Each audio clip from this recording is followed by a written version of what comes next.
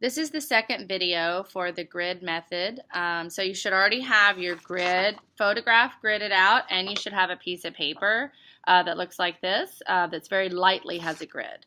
So now you are ready to transfer the image. So basically what we're going to be doing is we are going to be looking at each square and drawing just what's in that square. Okay, so it might be helpful if you label the squares. So on this one, I might put 1, 2, 3, 4.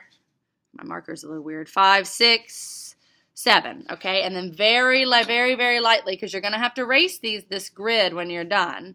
Okay, I would do 1, 2, 3, 4, 5, 6, 7. Okay, so now what I'm doing is I'm only drawing what's in this square. So if I just look at square 1, there's actually just some background.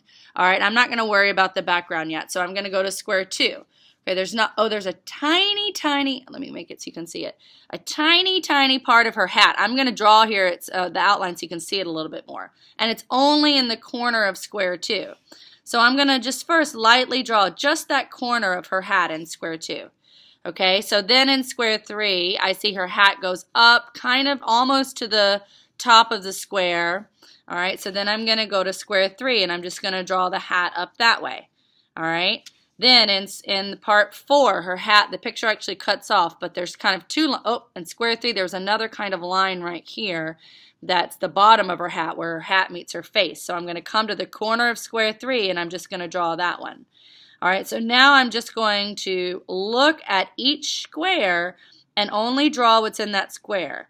Before I start putting in details, I'm just going to get the outline. So I'm just going to kind of lightly draw the outlines of all the things. So right now in this top row, really the main event is just her hat.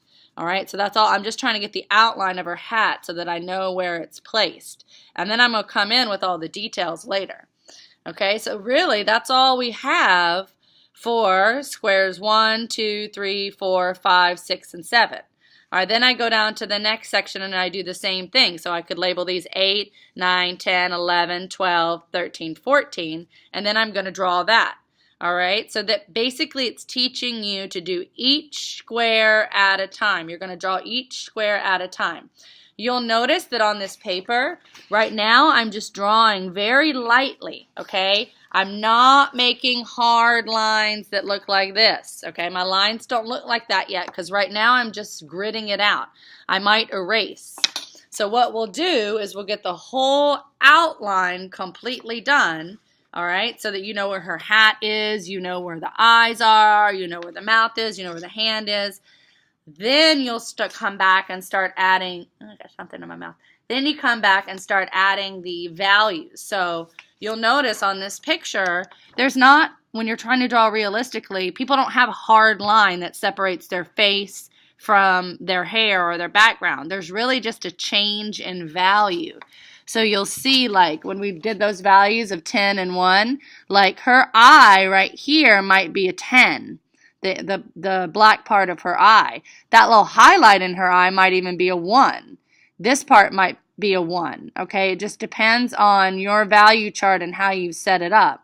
So there's no like in a pen and ink drawing, you might have hard lines, but in this kind of pencil drawing, we're going to be doing a lot of shading that's going to make it look realistic. Okay, so sketch out the entire outline of your grid. Then I'll kind of show you how to start the shading in to make it look realistic.